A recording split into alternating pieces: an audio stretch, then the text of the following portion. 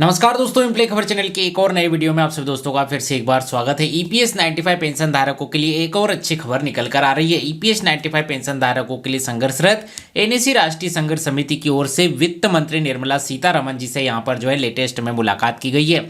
आपको बता दें कि वित्त मंत्री निर्मला सीतारमण जी से एनएसी राष्ट्रीय संघर्ष समिति कमांडर अशोक रावत जी और उनकी टीम की यह दूसरी मुलाकात है, जहां पर उन्होंने ईपीएस 95 पेंशन धारकों की पेंशन वृद्धि के मुद्दे पर चर्चा की है। हालांकि ये खबर 2 दिन पहले ही यहाँ पर आ चुकी थी, लेकिन पारिवारिक कारणों के चलते मुझे जो है अचानक एक दिन के लिए भोपाल निकलना पड़ा। ऐसे में जो है मैं वीडियो नहीं बना पाया। आज जो है सुबह यहाँ आया हूँ, अभी भी जो है बहुत थकान लग रही है, लेकिन फिर भी ये अपडेट जो है काफी इंपॉर्टेंट है, इसलिए जो है आपके साथ इसे साझा करना जरूरी है। जो लोग एम्प्लॉय खबर के व्हाट्सएप चैनल से जुड़े हैं उनको जो है कल ही ये अपडेट जो है मैंने यहाँ पर दे दिया था। तो यदि आप भी एम्प्लॉय खबर के व्हाट्सएप चैनल से अभी तक नहीं जुड़े हैं तो एम्प्लॉय खबर के व्हाट्सएप चैनल से जुड़ जाइए। उसका लिंक आपको इस वीडियो के डिस्क्रिप्शन में और कमेंट बॉक्स में मैंने जो है पिन कर दिया है। तो चलिए यहाँ पर जो है खबर क्या है जानते हैं, और इससे ईपीएस 95 पेंशन धारकों की पेंशन को लेकर क्या कुछ बातें यहाँ पर वित्त मंत्री जी के साथ एनएसी राष्ट्रीय संघर्ष समिति एनएसी के राष्ट्रीय अध्यक्ष कमांडर अशोक रावत और उनकी टीम की यहाँ पर हुई है, ये जो है यहाँ पर देख लेते हैं। तो कई सारे समाचार पत्रों की कटिंग आप स्क्रीन पर देख पा रहे होंगे। कई बड़े बड़े प्रिंट मीडिया, डिजिटल मीडिया ने भी इस खबर को यहाँ पर कवर किया है। ईपीएफओ पेंशनर्स ने वित्त मंत्री निर्मला सीतारमण जी से दिल्ली में मुलाकात की, पेंशन से जुड़ी लंबित मांगों पर यहाँ पर चर्चा की।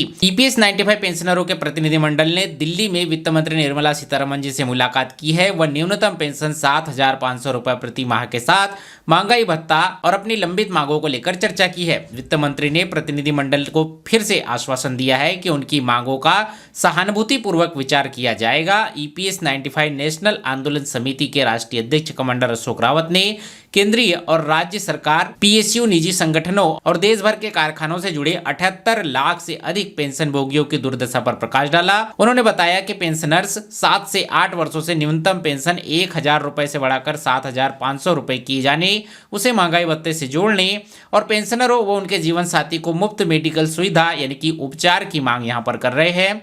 कमांडर अशोक रावत ने कहा कि वित्त मंत्री निर्मला सीतारमण जी ने कहा है कि पेंशनरों की मांगों पर गहरी सहानुभूति से विचार किया जाएगा। यह आश्वासन हमें उम्मीद देता है, लेकिन सरकार को आगामी बजट में 7,500 न्यूनतम पेंशन और उस डीए महंगाई के साथ जोड़कर घोषणा यहाँ पर करनी होगी। इससे कम कुछ भी वरिष्ठ नागरिकों को सम्मानजनक जीवन जीने के लिए यहाँ पर जो है विफल होगा। उन्होंने कुछ श्रमिक संगठनों के द्वारा 5,000 रुपए न्यूनतम पेंशन की मांग को अनुचित बताया और उनकी आलोचना भी की। उन्होंने कहा कि 7,500 न्यूनतम राशि है जो एक सम्मानजनक जीवन जीने के लिए आवश्यक है। बैठक में उठाई गई प्रमुख मांगों में केंद्रीय सरकार के पेंशन योगदान जो कि 1.16% है, उससे जो है बढ़ाकर 8.33% जो है यहाँ पर करने, ईपीएफओ की ब्याज आय का उपयोग पेंशन बढ़ाने के लिए किए जाने, नियोक्ताओं के योगदान को 8.33 से बढ़ाकर 12% करने व उच्च पेंशन के क्रियान्वयन में सुप्रीम कोर्ट द्वारा दी गए निर्देशों की विसंगतियों को सुलझाना आदि मांगे यहाँ पर जो है शामिल है। सरकार द्वारा 2014 में 1,000 न्यूनतम पेंशन की घोषणा के बावजूद 36.60 लाख ऐसे पेंशन भोगी है जिन्हें की यह न्यूनतम राशि भी नहीं मिल पा रही है, तो इनकी ओर भी यहाँ पर जो है ध्यान दिया जाए। प्रतिनिधिमंडल ने वित्त मंत्री से इन खामियों को दूर करने और सभी पेंशन भोगियों को न्याय दिलाने का आग्रह किया। राष्ट्रीय महासचिव वीरेंद्र सिंह रजावत, राष्ट्रीय मुख्य सलाहकार रमाकांत नरगुंड, राष्ट्रीय सलाहकार पीएन पाटिल व राष्ट्रीय सचिव रमेश बहुगुणा